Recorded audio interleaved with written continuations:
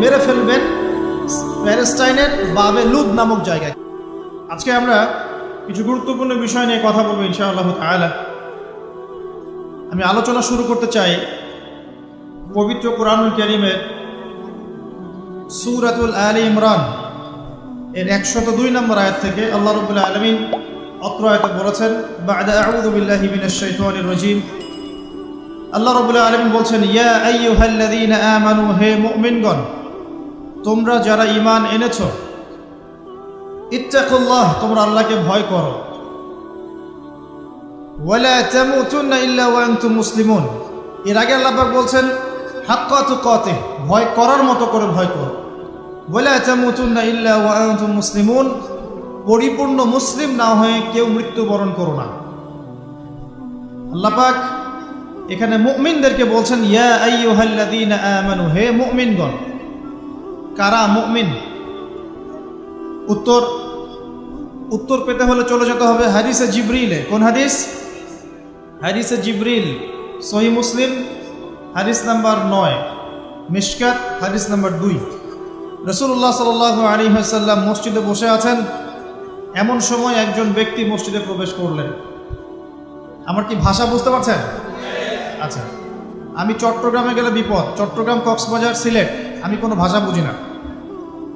আমার ভাষা মানুষ বোঝে কিনা আমি তাও কনফিউজ থাকি। তো যাই হোক, আমি সরল বাংলায় বলার চেষ্টা করছি। আল্লাহ পাক বলছেন, হে মুমিনগণ। কারা মুমিন? উত্তর আছে হাদিসে জিবরিলের মধ্যে। জিবরাইল আলাইহিস সালাম মানুষের রূপ ধরে মসজিদ নববীর মধ্যে আসলেন এবং সাহাবীদের সামনেই আসলেন। সাহাবীদের সামনে মানুষের রূপ ধরে জিবরাইল আলাইহিস সালাম এই একবারই এসেছেন, ইতিহাসে একবার। এসে নবী সাল্লাল্লাহু আলাইহি ওয়াসাল্লামকে জিজ্ঞাসা করছেন 4টা প্রশ্ন। কয়টা প্রশ্ন?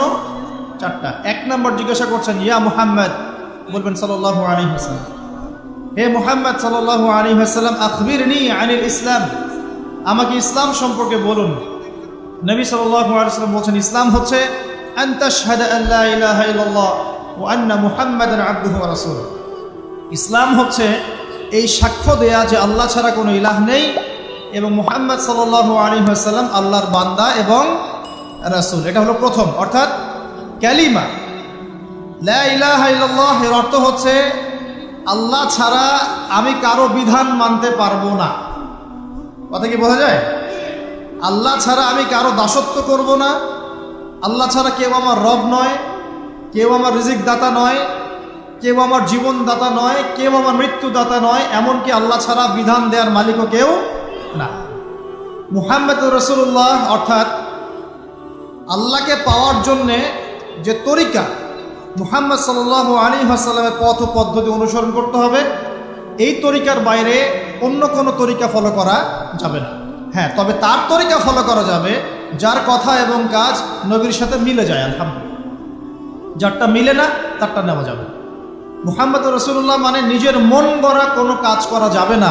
ইবাদত করার ক্ষেত্রে প্রত্যেকটা কাজ নবী সাল্লাল্লাহু আলাইহি ওয়াসাল্লামের সুন্নাত মোতাবেক করতে হবে।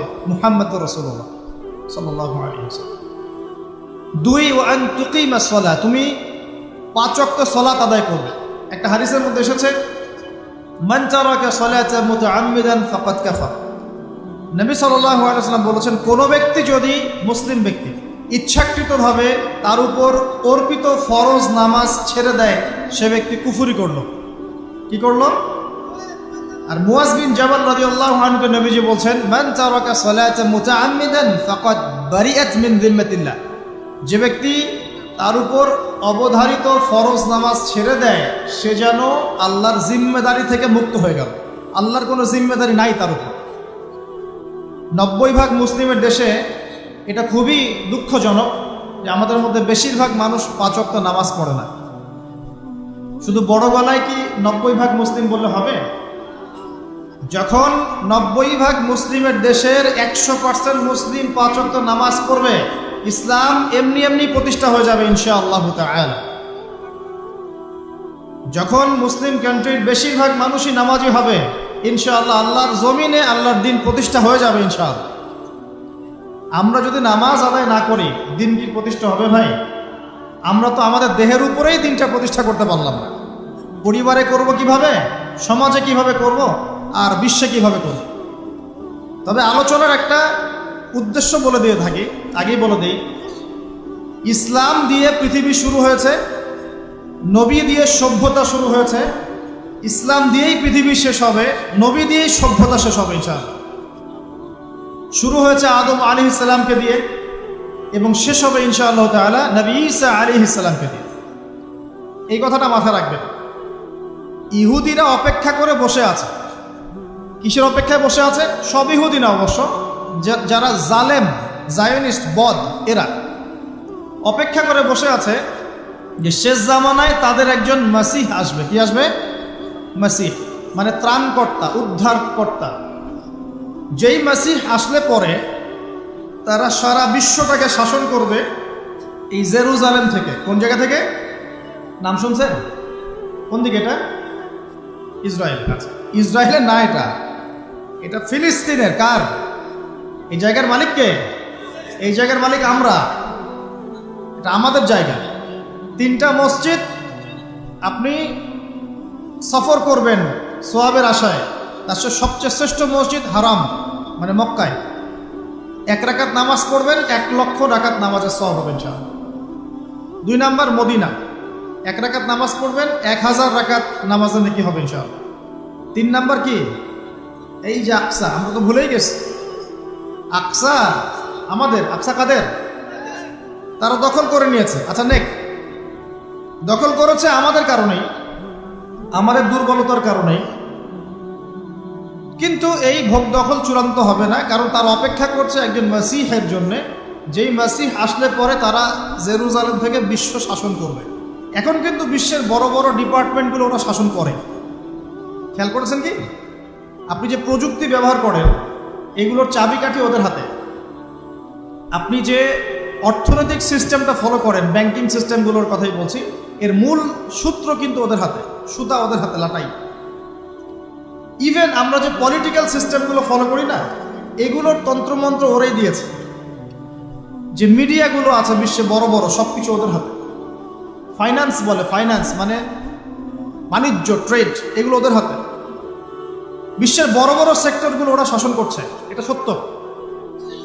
আরেকটা মারাত্মক কথা হচ্ছে, বিশ্বকে শাসন করতে হলে কিছু অস্ত্র লাগে। কি লাগে? অস্ত্র শস্ত্র ছাড়া হবে না। একটা দেশের সাথে একটা দেশের মনে করেন খারাপ সম্পর্ক, এখন একটা দেশের কাছে আছে দাকুরাল, আর একটার কাছে আছে পারমাণবিক অস্ত্র। কে জিতবে? যার কাছে যত ভারী অস্ত্র আছে, শক্তিশালী, তার দাপট তত বেশি। তো এইসব বড় বড় মারণাস্ত্রগুলো, যেগুলোকে আমরা বলি নিউক্লিয়ার ওয়েপেন্স অথবা বলি থার্মোনিউক্লিয়ার ওয়েপেন্স, এগুলো ওদের হাতে। মাসিহ আসলে পরে তারা বিশ্ব শাসন করবে, এটা ওদের যে তালমুদ, এই গ্রন্থের মধ্যে লেখা আছে। এবং তারা মনে করে যে এই দাজ্জালই হচ্ছে মাসিহ, তারা মনে করে। আর আমরা জানি হাদিস থেকে এই দাজ্জাল সত্যিকারের মাসিহ নয়। সত্যিকারের মাসিহকে ঈসা আলাইহিস সালাম। আল্লাহ পাক ঈসা আলাইহিস সালামের হাতে এই মিথ্যা মাসিহকে মেরে ফেলবেন প্যালেস্টাইনের বাবে লুদ নামক জায়গায়। কোন জায়গা? বাবে লুদ, হাদিসে বর্ণিত আছে। এবং তাকে মারার পরে নবী ঈসা আলাইহিস সালাম সেখান থেকে পুরো বিশ্বে আবারও ইসলামিক একটা খিলাফা কায়েম করবেন ইনশাআল্লাহ তাআলা। এটা হচ্ছে ইসলামের গন্তব্য, এটা হবেই। পৃথিবীর যত পরাশক্তিগুলো আছে এরা সবাই যদি ঐক্যবদ্ধ হয়ে যায় এবং এই ভবিষ্যৎবাণীটাকে মুছে ফেলতে চায়, কশ্চিনকালেও সফল হবে না ইনশাআল্লাহ। কারণ এটা বলেছেন কে?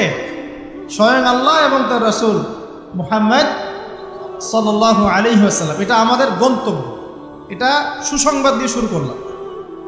এখন আল্লাহ পাক আমাদেরকে বলছেন, হে মুমিনরা, তোমরা আল্লাহকে ভয় করো। ইমানদার কারা বোঝাতে গিয়ে হাদিসে জিবরিল আসছে।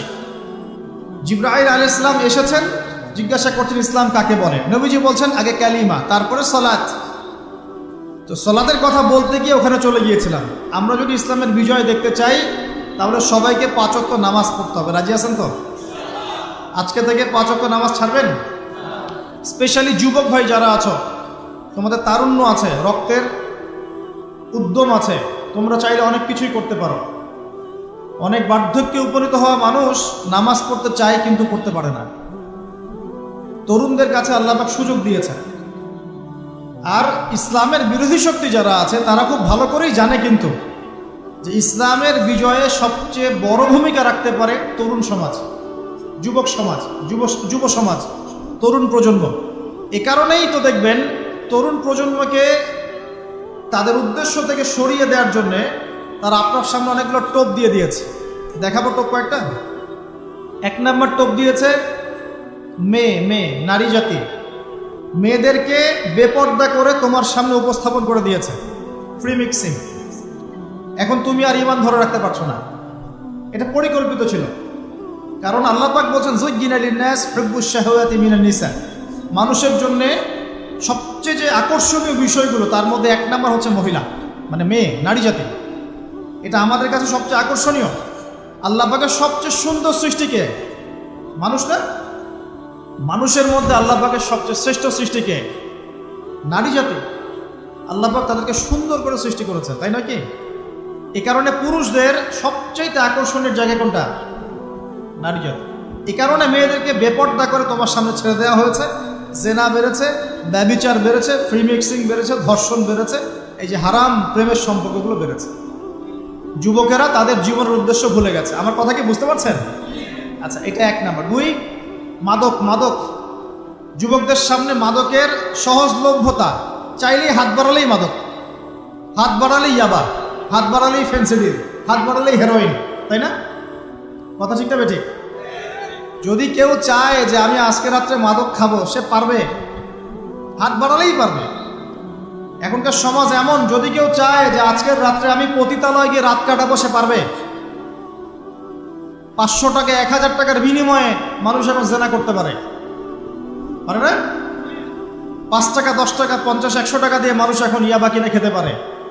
আর যারা সীমান্তবর্তী অঞ্চলে আছেন তারা আরো ভালো জানেন আমার কথা কতটুকু সত্য কতটুকু মিথ্যা। যুবকদের সামনে মাদক এমনি দেওয়া হয় নাই। উদ্দেশ্য কি? তোমার দ্বারা ইসলামের বিজয় সম্ভব ছিল। মাদক সেবন করাই তোমাকে সরাই দিয়েছে ওই রাস্তা থেকে। কথা বুঝতে পারছো? খুব সতর্ক। 3 নাম্বার, জুয়া। তোমার সামনে জুয়া দিয়ে দিয়েছে। জুয়া, ফুটবল বিশ্বকাপ হইলে জুয়া, IPL হইলে জুয়া, BPL হইলে জুয়া, ফুটবল ফিফা হইলে জুয়া। জুয়া খেলে না মানুষ। আর যে যুব সমাজ তাদের জীবনের উদ্দেশ্য জানে না, তাদের পক্ষেই সম্ভব এইসব মেসি, আর্জেন্টিনা, ব্রাজিল এইসব নিয়ে ব্যস্ত থাকে। যারা নিজেদের জীবনের উদ্দেশ্য জানে তাদের জন্য কোশ্চিনকালেও এখানে সময় নষ্ট করা সম্ভব না। দুনিয়ার জীবনটা কি খেলতামাশা? দুনিয়ার জীবনটা কি খেলতামাশার জন্য? আল্লাহ পাক যে হায়াতটা দিয়েছেন, ধরেন 50, 60 বা 100 বছর, এই হায়াতটা কে দিয়েছেন? এই সময়টার মালিক কে? তাহলে আল্লাহ যদি সময়ের মালিক হয়, আমি কেন সময় 1 ঘন্টা অপচয় করবো ওখানে বসে বসে? এই সময়টাকে আমার নাকি? সময়টা আমার বাপের নাকি? সময়টা কার? আল্লাহর দেওয়ার সময় আমি টিভি সেটের সামনে বসে বসে 1.5 ঘন্টা নষ্ট করে ফেললাম। খেললো 2টা দল আর তালিবা আজকে আমি, মাশাআল্লাহ। কালকে দেখলাম কক্সবাজার থেকে আসার সময় রাস্তা ব্লক, পুরা একটা দল জিতেছে, পুরো রাস্তা ব্লক, হাঁটা যাচ্ছে না, মিছিল, পাগলের মতো মানুষ মোটরসাইকেলে ছুটছে, গাড়ি নিয়ে ছুটছে, সিগারেট খাচ্ছে, আরো যে কি খাচ্ছে, মেয়ে নিয়ে ঘুরছে, আর একটা পতাকা নিয়ে ঘুরছে। যে দেশের পতাকা নিয়ে ঘুরছে ওই দেশ জানেও না মনে হয় যে এই দেশে এই আমার সাপোর্টার আছে। হ্যাঁ, আর খেয়াল করে দেখবেন এই আয়োজনগুলো এখন করানো হচ্ছে মুসলিম দেশগুলোকে দিয়ে। মানে মুসলমানদের অবস্থা দেখলে এখন মনে হচ্ছে সুবহানাল্লাহ, যে হারাম একটা কাজকে জায়েজ করার যে কত তরিকা বের হয়েছে। এখন একটা মুসলিম কান্ট্রি জিতেছে, মানে ভাবখানা এমন যে এই জেতার ফলে আমরা ইসলামী খেলাফত কায়েম করে ফেলেছি। ভাবখানা এমন যে কুফফারদের সাথে মনে হয় যুদ্ধ জিহাদ করে বিশ্বের বুকে ইসলাম কায়েম করে ফেলেছে। ভাবখানা এমন। এই স্টেডিয়ামগুলো করতে কত কোটি বিলিয়ন ডলার খরচ করতে হয়েছে, কত শ্রমিক যে এই স্টেডিয়ামগুলো বানাতে মারা গেছে তোমরা জানোই না। কি হচ্ছে এখানে? পশ্চিমারা আসছে, এনজয় করছে, খেলাধুলা হচ্ছে। বিষয়টা কি জানেন? আমাদেরকে এই খেলাধুলার অহেতুক কাজে ব্যস্ত করে দিয়ে ওরা ওদের এজেন্ডা বাস্তবায়ন করছে। দেখবেন যখন রমজান মাস আসে তখন দেখবেন মুসলিম কান্ট্রির উপর নির্যাতন বাড়ে। যখন যখন বড় বড় ইভেন্ট হয়, ওয়ার্ল্ড কাপ, এইটা সেটা, দেখবেন ভিতরে ভিতরে মুসলিম কান্ট্রির উপর নির্যাতন বাড়তে থাকে। মানুষ একদিকে তাকায় থাকে, আর একদিকে উদ্দেশ্য সাধন করতে হয়। বুঝাচ্ছি বিষয়টা। আপনার 5টা বাচ্চা আছে মনে করেন, খুব জ্বালায়, কান্নাকাটি করে, হইচই করে। আপনি মোবাইল ফোনটা বের করে দিয়ে বলেছেন, বাবা বস, তোরা 5 জন মিলে একটা কার্টুন দেখ, আমি একটু কাজটা করি। দিয়ে দিলেন, ও কার্টুন দেখছে চুপচাপ, কেউ কোনো ডিস্টার্ব নাই। আর বুঝতে পারছেন?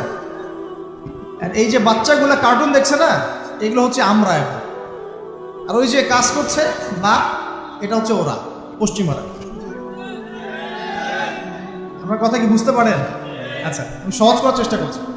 প্রিয় যুবক ভাইরা, মেয়ে তো উন্মুক্ত করে দিয়েছেই, মাদক তো দিয়েছেই, জুয়া দিয়েছে, অহেতুক এসব খেলতামাশা দিয়েছে তোমার সামনে, তোমার সময় কেড়ে নেওয়ার জন্য, তোমার হায়াত কেড়ে নেওয়ার জন্য।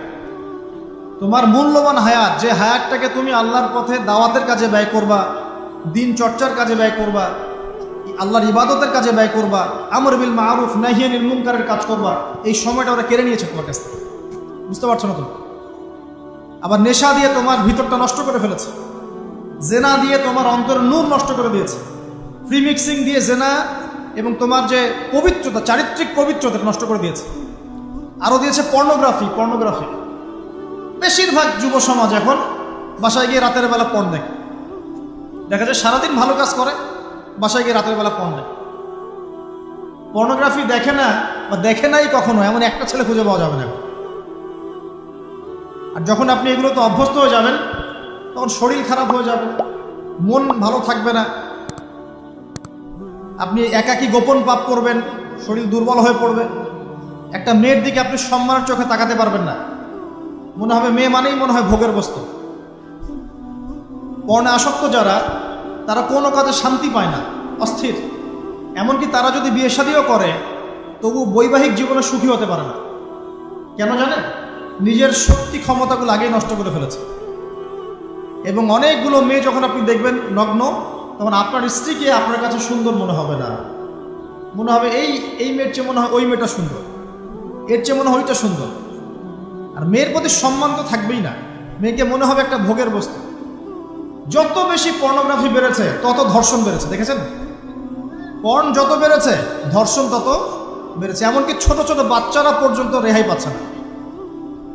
দেখেন না, ছোট ছোট বাচ্চা, 5 বছর 10 বছরের বাচ্চারা, মেয়ে বাচ্চাদের কথা বলছি, এদেরকেও ধর্ষণ করা হচ্ছে। যাদের ঘরে কন্যা সন্তান আছে, তারা খুবই এখন বিপর্যয়ের মধ্যে আছেন আপনারা, আমরা। কারণ সমাজটা তো নষ্ট হয়ে যাচ্ছে। আপনার মেয়েকে কতদিন ঘরে রাখবেন? বাইরে তো পাঠাতেই হবে। বাইরে পাঠালে দেখবেন মেয়ের সম্মান নাই, পর্দা নাই, মেয়েকে জোর করে ধর্ষণ করা হচ্ছে। বাসে, ট্রেনে, অটোতে, অমুকে তমুকে, ট্রাকে মেয়েকে ধর্ষণ করা হচ্ছে। আর প্রত্যেক ধর্ষকের তো আর ইসলামিকভাবে বিচার হচ্ছে না, হচ্ছে? যদি একটা এলাকায় ধর্ষণ হতো আর ধর্ষককে জনসমক্ষে ডেকে ফাঁসি দেওয়া হতো না, তাহলে দেখতেন যে ওই এলাকায় ধর্ষণ বাড়তো না, কমে যেত। যদি একটা এলাকার চোরদেরকে জনসমক্ষে নিয়ে এসে হাত কেটে ফেলা হতো, তাহলে বুঝতেন চুরি কাকে বলে। ভয়ে চুরি করতে পারতো না মানুষ। আর ভাগ্য ভালো যে এই নিয়মগুলো এখন নাই। কেন ভাগ্য ভালো বললাম? ভাগ্য ভালো কেন বললাম? কারণ এই নিয়ম যদি এই মুহূর্তে চালু করা হয়, এই মুহূর্তে যে এখন এই সেকেন্ডের মধ্যে চালু করা হয়, তাহলে অনেক বড় বড় রাঘব বোয়াল যারা আছে, ওদের হাত থাকবে না। বুঝতে পারছেন না? কেউ চুরি করে সিসকা চোর বলি আমরা, না কি বলেন আপনারা? ছিচকা চোর বলেন। কেউ আছে চুরি করে, পুকুর চুরি করে। সিসকা চোরকে ধরতে পারলে রাস্তাঘাটে কি মাইটটা দেওয়া হয়, তাই না? মনে হয় যে নিজের শক্তি খাটানোর একটাই জায়গা চোর পিটানো।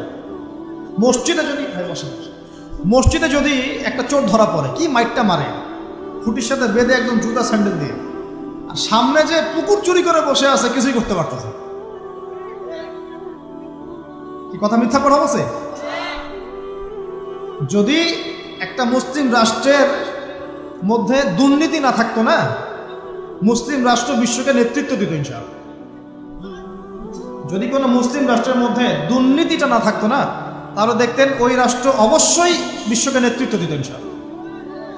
এমন অনেক অমুসলিম রাষ্ট্র আছে, যেগুলো অমুসলিম হওয়া সত্ত্বেও ওদের মধ্যে কোনো দুর্নীতি নাই। জানেন, আল্লাহ পাক আমাদের সবাইকে পরিপূর্ণ মুসলমান হওয়ার তৌফিক দান করুন। দেখেন, আল্লাহ পাক বলেছেন উদখুলু ফিস সিলমি কাফা, তোমরা পরিপূর্ণরূপে ইসলামে প্রবেশ করো। এখন আমি যদি নামাজও পড়ি, আবার ঘুষও খাই, এদিকে রোজাও রাখি, আবার সুদও খাই, আবার এদিকে আমি হজমরাও করি, অন্যের সম্পদ আত্মসাৎ করি, মাপে কমও দেই, মজুদদারি করি ইত্যাদি, আমি কি পরিপূর্ণ মুসলিম? আমি কি উদখুলু ফিস সিলমি কাফার উপর আমল করতে পেরেছি? আর আল্লাহ পাক এখানে বলছেন ওয়ালা তামুতুন্না ইল্লা ওয়া আনতুম মুসলিমুন, পরিপূর্ণ মুসলমান না হয়ে তোমরা মৃত্যুবরণই করিও না। করলেই সমস্যা। পরিপূর্ণ মুসলমান না হয়ে মারা গেলেই সমস্যা। কি সমস্যা? ওই যে আল্লাহ পাক বলবেন মান রব্বুক, বলবে লা আদরি, আমি তো জানি না, কারণ পরিপূর্ণ মুসলমান হয়নি তো, আল্লাহর সাথে শিরক করেছে। আল্লাহ পাক বলবেন মা দীনুক, বলবে লা আদরি, আমি জানি না। মা দীনুক উত্তর কেমন করে দিতে পারবে? ইসলামের কিছু অংশ মানে, কিছু অংশ মানে না। ইসলামের কিছু অংশ মানে, নামাজ, রোজা, হজ, যাকাত, তাসবিহ, তাহলিল সবই মানে, কিন্তু সুদ ছাড়তে হবে, ঘুষ ছাড়তে হবে, জেনা করা যাবে না, মদ খাওয়া যাবে না, দুর্নীতি করা যাবে না, মানে না। তাহলে মা দীনুক কি উত্তর দিবে? মান নবিয়ুক, কে নবী? উত্তর কিভাবে সম্ভব? নবীর সুন্নতি তো নাই গায়ের উপরে, চেহারায় নাই, কাপড়ে নাই, চলাফেরায় নাই, ওঠা বসায় নাই, ইবাদতে থাকলেও অর্থনীতির মধ্যে নাই, অর্থনীতির মধ্যে থাকলেও সংস্কৃতির মধ্যে নাই, সংস্কৃতিতে থাকলেও সমাজে নাই। নবীর সুন্নত কি খালি ঘরে তসবিহ টেপার মধ্যেই? মানে আমরা খালি সুবহানাল্লাহ সুবহানাল্লাহ পড়বো, এটাই সুন্নত? দাড়ি ছেড়ে দিব, এটাই খালি সুন্নত? টাকনোর উপরে কাপড় পরবো, এটাই কি খালি সুন্নত? সমাজের মধ্যে সুন্নত নাই, অর্থনীতির মধ্যে সুন্নত নাই, ব্যবসা বাণিজ্যের সুন্নত নাই, চাকরি বাকরিতে সুন্নত নাই, পরিবারের সুন্নত নাই, সংস্কৃতির মধ্যে সুন্নত নাই, আর রাষ্ট্রের কথা বললাম না, ওটা বাদ দেন, ওটা এই যুগে সম্ভব না। ইল্লা মাশা আল্লাহ, যদি আল্লাহ পাক না চান। ওইদিকে আমি কথাই বলতে যাচ্ছি না, আমি সমাজ পর্যন্তই আছি, এর উপর যাচ্ছি। তো প্রিয় ভাইয়েরা, যুবক ভাইদের কথা বলে আমি সামনে যাব। এক নাম্বার কি বলেছি? তোমরা সতর্ক থাকবে মেয়ে থেকে। কি থেকে? মেয়ে থেকে 100 হাত দূরে। 100 হাত মানে আমি বলি, পরামর্শ দেই, আমি তোমাদের ভাইয়ের মতো, ছোট হই আর বড় হই, আর আমাকে এইসব আল্লামা শায়েখ এইসব বলার দরকার নেই। আমি একদম তালেবে ইলম, এখানে বড় বড় অনেক আলেম ওলামায়ে কেরাম আছেন, আমি খুব বিব্রত বোধ করছি কথা বল। আমি জানি যে হকপন্থী ওলামায়ে কেরাম যারা, তারা আমাদের মতো অনলাইনেও আসেন না, এই ফেসবুক ইউটিউবে ভিডিও পাবেন না, এমনও আলেম বাংলাদেশে আছেন জানেন, যারা বহু আলেম তৈরি করছেন, মাদ্রাসা খেদমত করছেন। তো তাদের সামনে আমাদেরকে যখন এইভাবে টাইটেল দেন, লজ্জা লাগে, বিব্রত বোধ করি। শেখার কোনো শেষ নাই। আমি একসময় মনে করতাম যে আমি যখন ইন্টারমিডিয়েটের পর থেকে চর্চা করা শুরু করছি, অনার্স মাস্টার্স পর্যন্ত, মনে করছি যে হ্যাঁ, মনে হয় ইসলাম সম্পর্কে ভালোই জানছি। তারপর যখন কওমি আলেমদের কাছে পড়তে শুরু করলাম, বলি এগুলো ভিতরের কথা, খোলামেলা বলি, গল্প করছি আপনাদের সাথে, রাগ করছেন নাকি? তখন বুঝলাম যে বিগত 5-7 বছরে তো আমি কিছু পড়াশোনা করছি বলে মনে হচ্ছে না। যেমন একটা হাদিস শো করে বললাম যে ওস্তাদ, এই যে আল্লাহ রাসূল সাল্লাল্লাহু আলাইহি ওয়াসাল্লাম বলেছেন যে একজন মুমিন ব্যক্তি আর একজন মুমিন ব্যক্তির আয়না স্বরূপ। কি স্বরূপ? আয়না স্বরূপ। তো আমি যদি অনলাইনে কোনো ভাইয়ের ভুল ধরিয়ে দেই সমালোচনার মাধ্যমে, তাহলে কি আমি হাদিসের উপর আমল করলাম না? তখন ওস্তাদ মিটিমিটি হাসছেন, বলছেন যে তোমার তো টুকটাক অ্যারাবিক গ্রামারের বেস ভালোই, তোমার কি মনে হয়? আমি বললাম যে আমার কাছে তো এটাই মনে হচ্ছে যে আমি যদি সমালোচনা করি, আমি তো আমর বিল মারুফ নাহি আনিল মুনকারের কাজই করলাম। তো তিনি বলছেন আসলে এই হাদিসের ব্যাখ্যা এমন হয়। কেমন ব্যাখ্যা? তুমি কি খেয়াল করো নাই? আমাকে বলছো তুমি কি খেয়াল করো নাই, তুমি যখন আয়নার সামনে গিয়ে দাঁড়াও, তখন আয়না কিন্তু তোমার সাথে কথা বলে না, আয়না নীরব থাকে, স্থির থাকে, কিন্তু তোমার দোষ ত্রুটি কোথায় আয়না কিন্তু দেখিয়ে দেয়। মনে করেন, বুঝাচ্ছি, মনে করেন আপনার গাল কেটে গেছে, আপনি আয়নার সামনে দাঁড়িয়েছেন, আয়না কিন্তু আপনাকে বলে দিবে না এই যে তোমার গাল কাটা, এই ছেলে তোমার গাল কাটা, হ্যাঁ এই মেয়ে, এই ছেলে তোমার এই সমস্যা ওই সমস্যা, বলবে? চুপচাপ থাকবে, আয়না দেখিয়ে দিবে আপনার ভুলটা কোথায়। তিনি আমাকে হাদিসের ব্যাখ্যা শেখাচ্ছেন, বলছেন যে একজন মুমিন ভাই যদি কোনো ভুলের উপর থাকে, তুমি সঠিকটা আমল করে ওর সামনে দাঁড়িয়ে দেখিয়ে দিবে যেটা সঠিক। তো বুঝলাম, যতদিন যাচ্ছে আমি বুঝতে পারছি যে আসলে এই জ্ঞানের সমুদ্র যে কত গভীর, 100 বছর হায়াত দিলেও মনে হয় শেষ করতে পারবো না। প্রিয় যুবক ভাইরা, নসিহত করছি, সেটা হচ্ছে যে দিনের জ্ঞান অর্জন করতে হবে। জ্ঞান অর্জনের কোনো বিকল্প নাই। আর জ্ঞান অর্জনের জন্য শুধুমাত্র ফেসবুক, ইউটিউব যথেষ্ট নয়। এগুলো কনস্ট্রাকটিভ কোনো মাধ্যম নয়, বরং ফিতনা ছড়াবে এগুলো কিন্তু বেশিরভাগ ক্ষেত্রে ফিতনাই ছড়াচ্ছে। আপনার কাছে মনে হচ্ছে হয়তো যে অনেক কিছু লাইভ হচ্ছে, আমরা পাচ্ছি, হ্যাঁ, অনলাইনের মাধ্যমে জানছি, হ্যাঁ ঠিক আছে, স্বীকার করি ভালো আছে, কিন্তু মন্দটা অনেক বেশি। এর মধ্য দিয়ে আলেমে বিভক্তি হয়ে গেছে। এর মধ্য দিয়ে একে অপরের সাথে আমাদের সম্পর্ক নষ্ট হয়ে যাচ্ছে। গীবত, তহমত, সমালোচনা, কাদা ছড়াছড়ি সংস্কৃতি বাড়ছে, ঐক্য বিনষ্ট হচ্ছে, অনেক সমস্যা হচ্ছে। আর এগুলো কনস্ট্রাকটিভ সিলেবাস নয়। সিলেবাস আপনাকে ওলামায়ে কেরামের কাছে এসে জানতে হবে। আমি বলছি 1 নাম্বার কোরআন থাকবে। আপনাদের জেনারেলদের জন্য বলছি, কারণ আপনাদের জন্য এটা এত সহজ হবে না। মাদ্রাসা যারা পড়া শুরু করেছেন ছোটবেলা থেকে তাদের জন্য সহজ, আপনাদের জন্য এত সহজ নয়। সিলেবাসগুলো জেনে রাখেন। কোরআন পড়তে হবে আগে, পবিত্র কোরআনের বিশুদ্ধ তেলাওয়াত শিখতেই হবে, এবং প্রত্যেক দিন চেষ্টা করবেন 1 পৃষ্ঠা 2 পৃষ্ঠা, আধা পারা 1 পারা করে তেলাওয়াত করার জন্য। তেলাওয়াতের কোনো বিকল্প নাই, প্রত্যেক হরফে 10 নেকি পাবেন ইনশাআল্লাহ। এরপরে এর ভাষা আছে, কোরআনিক গ্রামার আছে, নাহু সরফ। আর এই বইগুলো আপনি একা পড়তে পারবেন না। এই বইগুলো পড়তে হলে ওস্তাদ লাগবেই। এক একটা বই 2 বছর করে পড়তে হইতে পারে, পড়তে হবে। যদি আপনি কোরআন জানতে চান, বুঝতে চান, পড়তে হবেই। আর যদি মনে করেন না আমার এত জানা বোঝার দরকার নাই, সেটা আলাদা বিষয়। তখন আপনি ওলামায়ে কেরামের কাছে গিয়ে জিজ্ঞাসা করে মাসআলা নিয়ে নেবেন। এখানে একটা কথা বলে দিই, এখন আবার একটা নতুন আমি ফিতনাই বলবো বের হয়েছে যে আলেম ওলামার প্রয়োজন নাই, কোরআন হাদিস বাসায় পড়বা, নিজে একা একাই মুস্তাহিদ হয়ে যাবে। অনেক দিনী ভাইকে দেখছি আমি, যুবক, ইয়াং, তার আগে বিপদগামী ছিলেন, হেদায়েত হয়ে ইসলামের দিকে এসেছেন, এখন প্রথমেই সহিহ বুখারী টান দিয়ে পড়াশোনা করেন। কে বললো আপনাকে প্রথমে সহিহ বুখারী পড়তে? আপনি কি এক লাভ দিয়ে এই মেডিকেল সায়েন্সের বই পড়তে যাবেন? এত কঠিন বই আগে কেন? এই বইগুলো পড়তে ওলামায়ে কেরামের 15-20 বছর সময় লাগে। 15-20 বছর সময় লাগে। 15 বছর বেশি বলে ফেলছে না, আমাদের মতো হলে 20 বছর লাগে। কঠিন বই আগে না, আগে সহজ বইগুলো পড়তে হতো। তো ভাবখানা তখন দেখা যায় এমন, কয়েকটা হাদিসের কিতাব পড়ে, কোরআনের কিছু অনুবাদ করে, আলেম ওলামার আর দরকার নাই, কোনো মাযহাবেরও দরকার নাই, আমি নিজে একাই মুস্তাহিদ। এটা একটা ফিতনা চলছে। তো আমি বুঝাচ্ছি আপনাকে, একটা মাসআলা ধরেন আপনার সামনে আসলো, মনে করেন ওই যে আমি পেপার মানি নিয়ে কথা বলেছিলাম না, কাগজের টাকা, এরপর আসছে ক্রিপ্টোকারেন্সি। কি আসছে? নাম শুনুন নাই? ইলেকট্রনিক মানি তো চলে আসছে, যে ইলেকট্রনিক মানি দিয়ে আপনারা লেনদেন করছেন না, এরপরে আসবে ক্রিপ্টোকারেন্সি। ক্রিপ্টোকারেন্সি মানে বিটকয়েন। এগুলো ভবিষ্যৎবাণী না, কিন্তু কিছু মানুষ মনে করে এগুলো ভবিষ্যৎবাণী। এগুলো ভবিষ্যৎবাণী না, এগুলো বর্তমান। অলরেডি পৃথিবীর কিছু কিছু দেশে চলে আসছে, হয়তো বা এদেশেও অচিরে আসবে।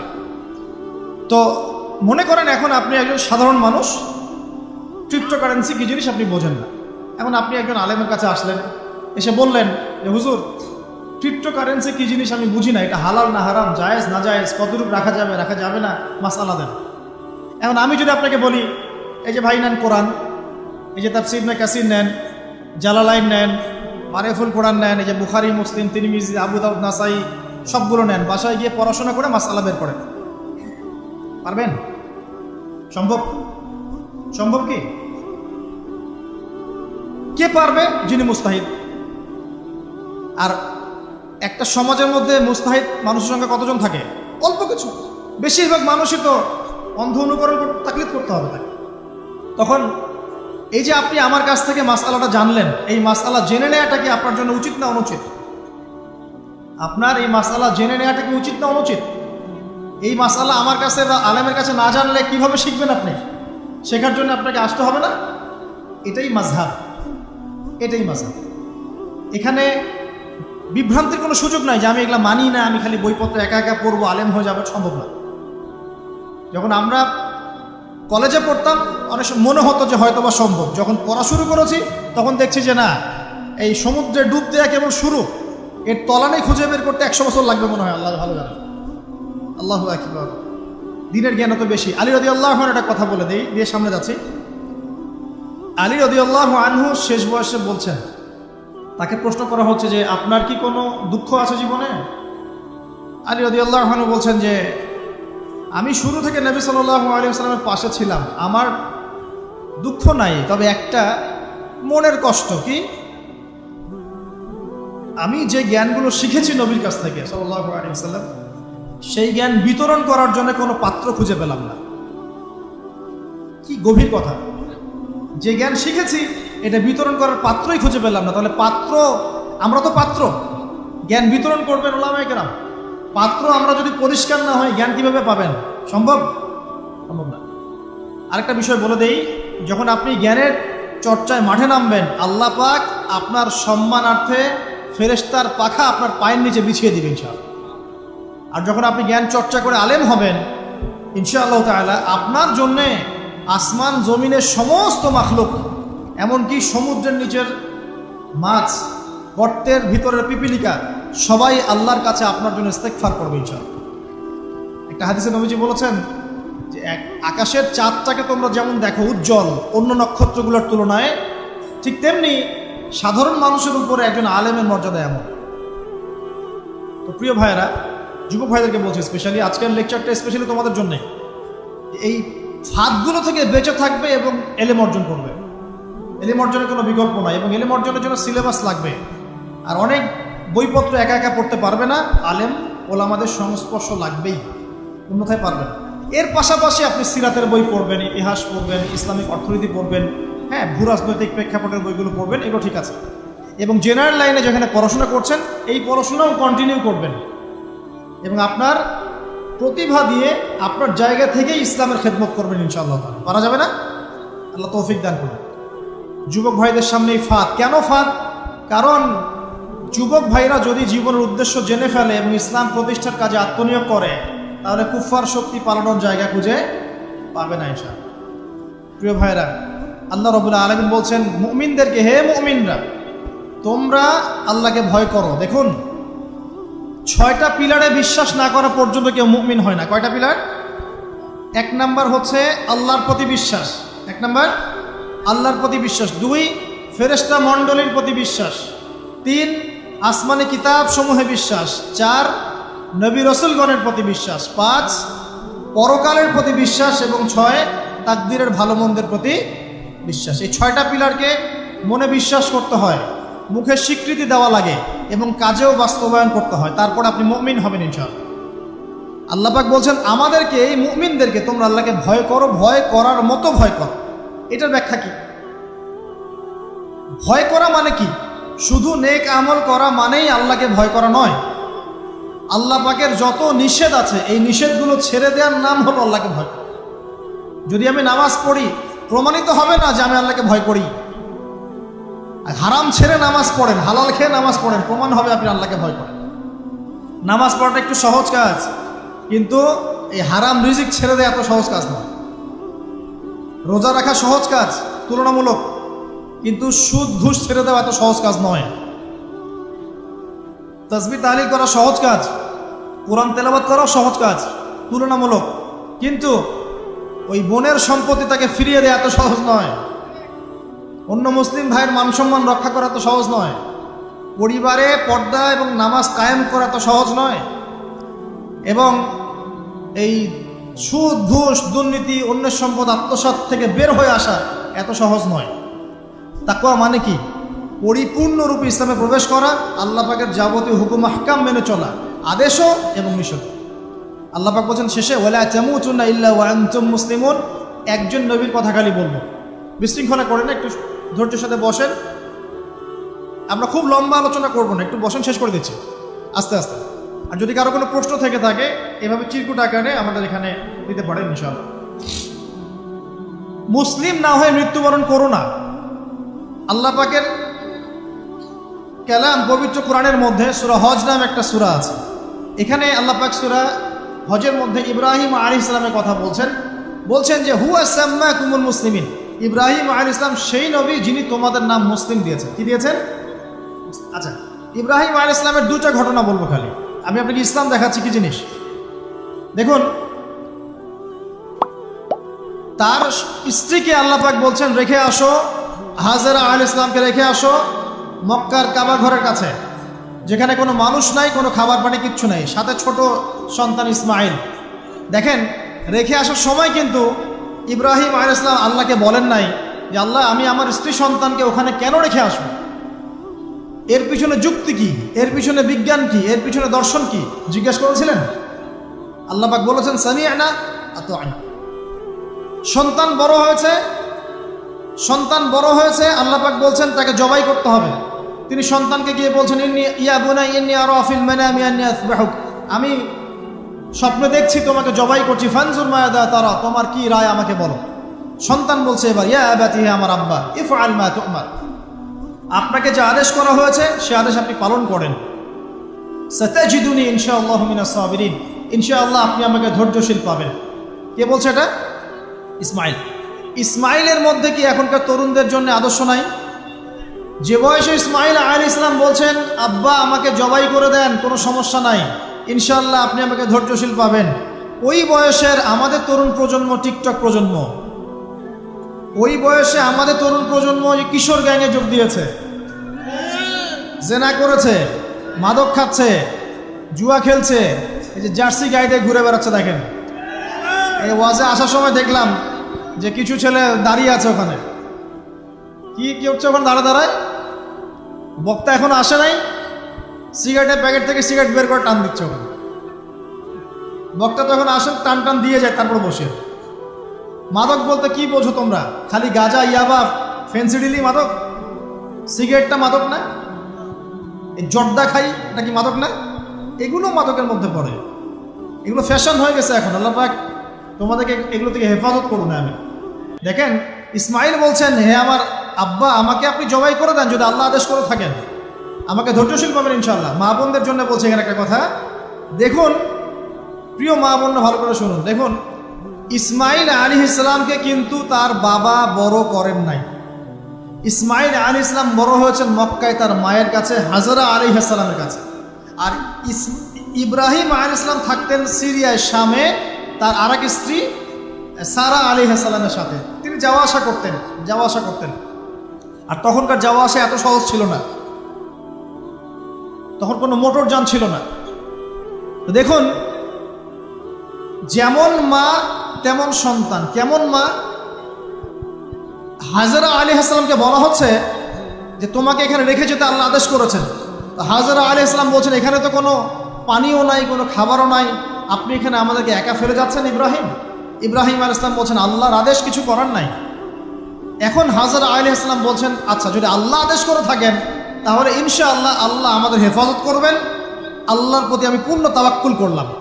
কে বলছেন? হাজরা। এই হাজরা আলাইহিস সালামের দেখেন, এখানে তো কোনো খাবারই নাই, পানিও নাই, এক মশক পানি, একটু খাবার, দ্রুতই শেষ হয়ে গেল।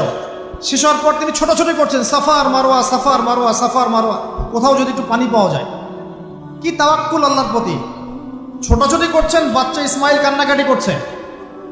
মায়ের এই ছোটাছুটি আল্লাহর কাছে এত পছন্দ হয়েছে, যতদিন হজ থাকবে এই হাজরা আলাইহিস সালামের স্মৃতির সাথে জড়িত এই সাই থাকবে। এবং এই ঘটনা আল্লাহর কাছে এত পছন্দ হয়ে গেল যে আল্লাহ পাক জিবরাইল আলাইহিস সালামকে পাঠিয়ে জামজাম কূপের পানি বের করে দিলেন, যেই কূপের পানি জীবনে কখনো শেষ হয় না, পানি খেলে খিদাও লাগে না। চিন্তা করে দেখেন, গ্যালন গ্যালন পানি যাচ্ছে, গ্যালনের পর গ্যালন জামজাম থেকে প্রত্যেক দিন। এমনকি মদিনায় গেলেও আপনি জামজামের পানি পাবেন, মসজিদে কুবায় গেলেও জামজামের পানি পাবেন। আর পৃথিবীর বিভিন্ন জায়গায় তো আমরা নিয়ে আসছি। শেষ হয়েছে? পানির স্তর 1 ইঞ্চি পর্যন্ত নিচে নেমে নেমেছে। দেখেন, আল্লাহর প্রতি যখন মানুষ পূর্ণ তাওয়াক্কুল করে তখন আল্লাহর মারিফত নেমে আসে। যখন মানুষ আল্লাহর প্রতি পূর্ণ তাওয়াক্কুল করে ফেলবে তখন আল্লাহ পাক আধ্যাত্মিকত্ব দিয়ে দিবেন। এটা কি বিজ্ঞান দিয়ে ব্যাখ্যা করা যায়? একজন ফেরেশতা আসলো, পাখা দিয়ে আঘাত করলো, মাটি থেকে ঝর্ণা বের হওয়া শুরু হলো, এখনকার বিজ্ঞান বিশ্বাস করবে? কোনো যুক্তি দর্শন বিশ্বাস করবে? করবে না। এই যে মা, তাওয়াক্কুল কারিনী মা, তার গর্ভ থেকে জন্ম নিয়েছে ইসমাইলের মতো সন্তান, যে বলছে আব্বা আমাকে জবাই করতে চাইলে করে দেন, কোনো সমস্যা নাই, আল্লাহর ইনশাআল্লাহ আপনি আমাকে ধৈর্যশীল পাবেন। এই জন্য বলি, আমাদের পরিবারের মায়েরা যদি হাজরা আলাইহিস সালামের মতো হতে না পারে, তাহলে ইসমাইলের মতো প্রজন্ম তৈরি হবে না। অতএব প্রিয় মা ও বোনেরা, একটা নসিহত যথেষ্ট আপনাদের জন্য, যে নিজেরা হাজরা আলাইহিস সালামের মতো আল্লাহর প্রতি পূর্ণ তাওয়াক্কুলকারী হয়ে যাবে। নামাজ ছাড়িয়েন না। কোনো মহিলা যদি মাত্র 4টা কাজ করতে পারে, নবী সাল্লাল্লাহু আলাইহি ওয়াসাল্লাম বলেছেন জান্নাতে যাওয়ার জন্য সবগুলো দরজা খুলে দেওয়া হবে। 1 নাম্বার, কোনো মহিলা যদি 5 ওয়াক্ত নামাজ পড়ে, এখানে শুধু ফরজ নামাজের কথা বলা হচ্ছে, নফলের কথাও বলা হচ্ছে না। 2 নাম্বার, যদি একজন মহিলা রমজান মাসে সওম রাখে, ফরজ সওম, ফরজ রোজা, নফল রোজার কথাও বলা হচ্ছে না। 3 নাম্বার, যদি মহিলা, একজন নারী যদি তার সতীত্বকে হেফাজত করতে পারে, পর্দা মেনে চলতে পারে। এই পর্দা বলতে আমরা ডিজিটাল বোরখা বোঝাচ্ছি না। পোশাকটা এমন হবে না যে পোশাক পরেও গায়ের কাঠামো কতটুকু আটোসাটোটা বোঝা যায়, এই বোরখা চলবে না। বোরখা এমন হবে না, পোশাক এমন হবে না যে বাহির থেকে ভিতরের অঙ্গ দেখা যায়, এই বোরখা চলবে না। পোশাক এমন হবে না যে পোশাকটা পুরুষদের পোশাকের সাথে সাদৃশ্য আছে, গেঞ্জি টি শার্ট পরা যাবে না। পোশাকটা এমন হবে না যেই পোশাকটা অমুসলিমদের সংস্কৃতির সাথে বা ধর্মীয় কালচারের সাথে সাদৃশ্য আছে, এমন পোশাকও চলবে না। যদি কোনো নারী 3 নাম্বার তার লজ্জাস্থানের হেফাজত করতে পারে, মানে শরঈ পর্দা মেনটেন করতে পারে, আর পর্দা করে যদি কলেজে গিয়ে আর ইউনিভার্সিটিতে গিয়ে সহি প্রেমে লিপ্ত হন, তাহলেও পর্দা হবে না। কথা বোঝাতে পারছি না মনে হয়? পর্দা করেও যদি ইউনিভার্সিটিতে গিয়ে গ্রুপ স্টাডি করতে হয় গায়রে মাহরামের সাথে, এই পর্দাও চলবে না। পর্দা মানে পর্দা। পর্দা করে যে দুলা ভাইয়ের সাথে কুটুস কুটুস গল্প করা শুরু করেন, ইডিস পিডিস, চলবে না পর্দা। দেবর আর ভাবি, এখন দেখেন না, দেবর ভাবি, শালি দুলা ভাই, চাচাতো ভাই, চাচাতো বোন, কোন জায়গায় সমাজ গিয়েছে জানেন? এমনও নিউজ বাংলাদেশে এসেছে, নাউজুবিল্লাহ বলতে বলতে রুচুতে বাঁধে, যে বাবা মেয়ের সাথে পর্যন্ত জেনা করে ফেলেছে। এই ঘটনা জানেন না? বাংলাদেশে একাধিক ঘটনা ঘটেছে। আস্তাগফিরুল্লাহ, ইন্না লিল্লাহি ওয়া ইন্না ইলাইহি রাজিউন। কোন যুগে আছেন চিন্তা করেন। কেউ কারো থেকে বাদ না, শিক্ষকের সাথে ছাত্রী, ছাত্রর সাথে শিক্ষিকা, বসের বস আর কলিগ, মহিলা কলিগ বস, মহিলা বস, পুরুষ কর্মচারী, হ্যাঁ, অমুক কর্মকর্তা, তমুক কর্মকর্তা। মাঝখানে একটা সিসিটিভির ফুটেজ ফাঁস হয়ে গেল, দেখলেন না কি হইল? মনে আছে? ভুলে গেছেন মনে হয়।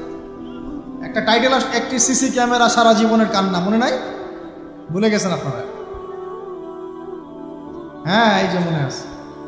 তো কে কার থেকে বাদ? ফুফাতো ভাই, চাচাতো বোন, হ্যাঁ, খালাতো বোন, খালাতো ভাই, মানে কাজিন, দেবর ভাবি, শালাদুল্লাহ ভাই, শালিদুল্লাহ ভাই, সব দেখবেন জেনা করতেছে না? পরকিয়া তো নিত্যদিনের ব্যাপার। পরকিয়া না করলে এখন পেটের ভাতই হজম হয়। বাসায় একটা স্ত্রী আছে, বাইরে 3-4টা মেয়ের সাথে টাঙ্কি মেরে বেড়াবে, কোনো সমস্যা নাই। সমস্যা কোথায় বলি? সমস্যা হচ্ছে, যদি আপনার স্ত্রী থাকে একজন নেককার বা সতীসাধী নারী থাকে, এবং তার পারমিশন নিয়ে যদি আপনি আরেকটা বিয়ে করতে যান, সমস্যা আছে। হালালভাবে বিয়ে করলে সমস্যা, বাইরে টাঙ্কি মেরে বেড়াবেন, কোনো সমস্যা নেই। বাসায় একটা স্বামী আছে, বাইরে আরো 2-4টা ছেলের সাথে ফোনে কথা বলে, কোনো সমস্যা নেই। আমরা এখন কি করি জানেন? আমরা জেনাকে প্রমোট করি, নগ্নতাকে প্রমোট করি, আর বিয়ে হালাল জিনিসগুলোকে আমরা ঢেকে দেই, বাধা দেই। বিয়ে করতে চান, দেখবেন বাধা পাবেন। জেনা করতে চান, বাধা পাবেন না। হ্যাঁ, বিশ্বাস করছেন না? বিয়ে করতে যে দেখেন খালি কত বাধা আসে, আর জেনা করতে চান, কোনো বাধা নেই। মদ খাইতে চান, কোনো বাধা নাই। লিগ্যাল কিছু পতিতালয় আছে আমাদের দেশে, লিগ্যাল, এবং তাদেরকে পতিতা বললেও মানুষ রাগ করে। এখন বলতে হবে যৌনকর্মী, সেক্স ওয়ার্কার। কেন? তাদের যদি এতই সম্মান দেওয়ার ইচ্ছা থাকে আমাদের, আমরা কি ওদেরকে হালাল কোনো কর্মসংস্থান দিয়ে এই পাপের পথ থেকে ফেরাতে পারি না? ঠুনকো আবেগ দেখাও মিয়া, বাইরে খালি কিছু টাকা পয়সা ইনভেস্ট করে একটা প্রজেক্ট হাতে নিয়ে এই মেয়েদেরকে, মহিলাদেরকে যদি একটা ভালো কর্মসংস্থানের ব্যবস্থা করে, ওরা কি জেনা করবে নাকি? ও তো টাকার জন্য করে। পেটের দায়ে করে। কোনো মেয়ে কি চায় নিজের ইজ্জত মানুষের কাছে বিক্রি করতে? কোনো মেয়ে চায় না। প্রিয় দিনী বোনেরা, পোশাক এই 4টা মূলনীতি মেনে চলবেন। পোশাক এমন হবে না, আটো-সাটো পোশাক চলবে না, পাতলা পোশাক চলবে না, বাইরে থেকে ভিতর দেখা যায়, পুরুষের পোশাক চলবে না, এবং অমুসলিমদের সাদৃশ্য আছে এমন পোশাক চলবে না। আপনি বাসায় কি পোশাক পরে থাকেন আমরা এখানে তো কোনো রকম ইন্টারফেয়ার করতে যাচ্ছি না। বাইরে যদি গায়রে মাহরামদের সাথে বের হন, সামনে বের হন, তাহলে অবশ্যই আপনাকে এই পর্দা মেনটেন করেই আসতে হবে। এটা ইসলামিক লস। আল্লাহর আইন যদি আপনি না মানেন, আপনার কবর আপনার, আমার কবর আমার। ফাযাক্কির ইন্নামা আনতা মুযাক্কির, উপদেশ দাও তুমি, শুধু উপদেশ দাতা। লাস্তা আলাইহিম বিমুসাইতির, তুমি কারো প্রতি দারোগা নও, আমাদের দায়িত্ব জাস্ট প্রচার করা। বাল্লিগু আন্নী ওয়ালাউ আয়া, একটা আয়াত জানলেও খালি প্রচার করে দাও, দ্যাটস অল। ফাযাক্কির ইন নাফাআতিদ যিকরা, তুমি উপদেশ দাও যদি উপদেশ কোনো কাজে আসে। প্রিয় ভাইয়েরা, বলতে কথা বলতে এখানে এসেছিলাম, একটা মেয়ে 4টা কাজ করলে জান্নাতে চলে যাবে ইনশাআল্লাহ। 5 ওয়াক্ত নামাজ, ফরজ নামাজ, 2 রমজান মাসের সওম, 3 নাম্বার লজ্জাস্থানের হেফাজত, 4 নাম্বার স্বামীর আনুগত্য। স্বামীর কি দেখেন, ফ্যামিনিস্ট মেয়েরা বলবে স্বামীর দাসত্ব। দাসত্ব আনুগত্য এক জিনিস নয়, মনে থাকবে। দাসত্ব আনুগত্য এক জিনিস নয়। আনুগত্য মানে কি? আনুগত্য মানে আপনার স্বামী আপনাকে কোরআন সুন্নাহর মতো চালানোর চেষ্টা করছে, আপনি এটা ফলো করবেন, আনুগত্য। আর আপনার স্বামী যদি আপনাকে কোরআন সুন্নাহর বাইরে যেতে বলে, যদি বলে যে আসো অফিসের কলিগরা আসছে, আমার টেবিলে খাবার পরিবেশন করো, যাবেন না আপনি, আনুগত্য করবেন না। আপনার স্বামী বলছে যে সুন্দর করে সাজুগুজু করো তো, আজকে ঘুরে আসে সাজেক, ঠিক আছে, বাইকের পিছনে বসে আপনাকে নিয়ে যেতে যাচ্ছে, আপনি যাবেন না, বলবেন যে এরকম সাজুগুজু করে গায়রে মাহরামদের সামনে যাওয়া জায়েজ নাই। আনুগত্য কি? কোরআন সুন্নাহ সমর্থিত কাজে আপনি স্বামীকে ফলো করবেন, আনুগত্য। স্বামী যদি এমন কোন আদেশ করে যে আদেশটা কোরআন সুন্নাহর বাইরে যায়, আপনি এখানে কোনো আনুগত্য নাই। একটা হাদিস আছে, লা তাআতা লি মাখলুক ফি মা'সিয়াতিল খালিক, মানে স্রষ্টার অবাধ্যতায় সৃষ্টির কোনো আনুগত্য নাই। আল্লাহর অবাধ্যতায় সৃষ্টির কোনো আনুগত্য নাই। প্রিয় ভাইরা, একটা আয়াত আমাদের জন্য যথেষ্ট হবে ইনশাআল্লাহ। মুমিন আমরা মুমিন না? মুমিন না? আল্লাহ বিশ্বাস করি কি না? ফেরেশতায় বিশ্বাস করি না? নবী রাসূল আসমানি কিতাবে, পরকাল, তাকদীরে বিশ্বাস করি তো? আমরা সবাই ইসলামের বিজয় চাই কি না? আমরা সবাই পরিপূর্ণ মুসলমান হতে চাই কি না? আমরা চাই কি না যে আমাদের সাথে সাথে আমাদের পরিবারটাও জান্নাতে যাক? এবং আমরা চাই কি না যে আমাদের সমাজটাও ইসলামের আলো আলোকিত হোক? চাই কি না? যদি চাই, প্রিয় ভাইয়েরা, আমার 10টা নসিহত। কয়টা? 10টা। জাস্ট 10টা লাইন বলবো, আর আপনাদের ধৈর্য নষ্ট করছেন। 1, জ্ঞান অর্জনের যে কথা বলেছি, জ্ঞান শুধু অর্জন নয়, জ্ঞানের বিপ্লব ঘটাতে হবে। পারবেন ইনশাআল্লাহ? যে যেখানে পড়াশোনা করছেন করেন, কিন্তু ইসলামিক পড়াশোনা বাদ দিয়ে নয়। দিনের জ্ঞান আগে অর্জন করতে হবে, বাল্য বয়সে অর্জন করতে হবে। আল্লাহ তৌফিক দান করুন। 2 নাম্বার, প্রত্যেক দিন কোরআনকে সময় দিবেন। কি করবেন? প্রত্যেক দিন কোরআনকে সময় দিবেন। প্রত্যেক দিন মিনিমাম 1 ঘন্টা করে হলেও কোরআন তেলাওয়াত করার চেষ্টা করেন। পারবেন ইনশাআল্লাহ? 2। 3 নাম্বার, আপনার জীবনটাকে রাসূলুল্লাহ সাল্লাল্লাহু আলাইহি ওয়াসাল্লামের সুন্নাত দিয়ে সাজাতে হবে। প্রত্যেকটা কাজ করার আগে 3 বার চিন্তা করবেন। কয়বার? 3 বার, যে এই কাজটা কিভাবে করলে সুন্নত হবে, কিভাবে করলে সুন্নত হবে। এই রাত্রে ঘুমাবেন, 3 বার চিন্তা করবেন যে কি কি কাজ করে ঘুমালে পরে ঘুমটা সুন্নত হবে, নেকি হবে। ওযু করবেন, সূরা ফালাক নাস ইখলাস পড়বেন, আয়াতুল কুরসি পড়বেন, সূরা বাকারার শেষের 2টা আয়াত পড়বেন, 33 বার সুবহানাল্লাহ, 33 বার আলহামদুলিল্লাহ, 34 বার আল্লাহু আকবার পড়বেন। ডান দিকে কাত হবেন, আল্লাহুম্মা বিইসমিকা আমুতু আহইয়া। ব্যাস। যদি 6 ঘন্টা ঘুমিয়ে থাকেন, 6 ঘন্টার প্রত্যেক সেকেন্ডে নেকি পাবেন ইনশাআল্লাহ। এর নাম সুন্নত। প্রতিটা কাজ সুন্নত মাফিক করতে হবে। একটা খালি কথা বলে দেয়, শুধু একবার দরুদ পড়ে নাই, নবীর নাম শুনে দরুদ পড়ে নাই ইচ্ছাকৃতভাবে, তাকে নবীজি বলছেন সে ধ্বংস হোক। নবী বলছেন আমিন, মানে বদদোয়া হচ্ছে এটা। তাহলে সারা জীবন যে আমরা দাড়ি রাখছি না, টাকনুর নিচে কাপড় পরছি, হ্যাঁ, যে গোফ লম্বা করে একদম শুশুকের মতো রেখে দিয়েছি, কাটছি না, লেবাস ইসলাম আসছে না, নামাজ পড়ছি না, সুন্নাহ মোতাবেক জীবন করছি না, আমাদের কি হবে? আমরা কি নবী সাল্লাল্লাহু আলাইহি ওয়াসাল্লামের সুপারিশ পাবো? কবরে তাকে দেখালে উত্তর দিতে পারবো? পারবো ইনশাআল্লাহ। কখন? যখন আমরা পুরো জীবনটাকে নবীর সুন্নাহ মতো ঢেলে সাজাবো ইনশাআল্লাহ। সূরা আল ইমরানের মধ্যেই আছে, কুল ইন কুনতুম তুহিব্বুনাল্লাহ ফাত্তাবিউনি। আল্লাহ বলছেন, হে নবী বলে দিন, তোমরা যদি আমার ভালোবাসা চাও, আল্লাহকে পেতে চাও, তাহলে নবীকে অনুসরণ করো, আমাকে অনুসরণ করো। আল্লাহ পাক কি করবেন? ইউহিব্বুকুমুল্লাহ, আল্লাহ পাক তোমাদেরকে ভালোবাসবেন। ইয়াগফির লাকুম যুনুবাকুম, আল্লাহ পাক তোমাদের সমস্ত গুনাহ মাফ করে দেবেন ইনশাআল্লাহ। আল্লাহু গফুরুর রহিম। 3 নাম্বার বলেছি ভাই, নবীর সুন্নাহ মতো জীবন গড়েন। 4, একটা হালাল রিজিক অন্বেষণ করেন, হারামে যাবেন না। ওয়াদা করেন যে না খেয়ে মরে গেলেও হারাম রিজিকে যাবেন না। পারবেন তো ইনশাআল্লাহ? আল্লাহ পাক তৌফিক দান করুন। 5 নাম্বার, পরিবারের আদর্শ হবে জান্নাতি আদর্শ। পরিবারের মধ্যে অনইসলামিক কোনো কালচার ঢুকতে দিবেন। টিভিটা আছে না পরিবারে, আসার মানে আছে ভেঙে দিবেন। যদিও বা টিভির চেয়ে ডেঞ্জারাস জিনিস এখন আমাদের হাতেই থাকে। টিভি তো তাও মানুষ সবাই একসাথে বসে দেখতো, যে যার মতো দেখতে পারতো না। একটা নাটক সিনেমা দেখলেও সবাই মিলে দেখতে হতো। এখন তো ফোন, সবার ঘরে ঘরে একটা পৃথিবী, সবাই ঘরে ঘরে যে যার মতো দেখছে। আর টিভি ভেঙে আর কি করবো, বাদ দেন, থাক, টিভি আর ভেঙে। আচ্ছা, আর পরিবারে পর্দা থাকতে হবে। ছোটবেলা থেকে সন্তানদেরকে কোরআনের শিক্ষা দেওয়া লাগবে, তালিম থাকতে হবে পরিবারে। পরিবারে হালাল রিজিক থাকতে হবে। একটা কথা বলি, পরিবারে মেয়েদের প্রতি, স্পেশালি মেয়েদের প্রতি নরম থাকবেন, কঠিন হয়ে না। কারণ আমার অভিজ্ঞতা থেকে বলছি ভাই, নারী জাতির প্রতি কঠিন হয়ে কোনো ফায়দা নেই। যত কঠিন হবেন তত সমস্যা। আর এই ব্যাপারে আপনার চেয়ে আমার অভিজ্ঞতা 1 ধাপ বেশি, মাত্র 1 ধাপ। আচ্ছা, 5টা। 6 নাম্বার হচ্ছে ইসলামিক কিছু ফাউন্ডেশন বা অ্যাসোসিয়েশন গড়ে তোলার চেষ্টা করেন।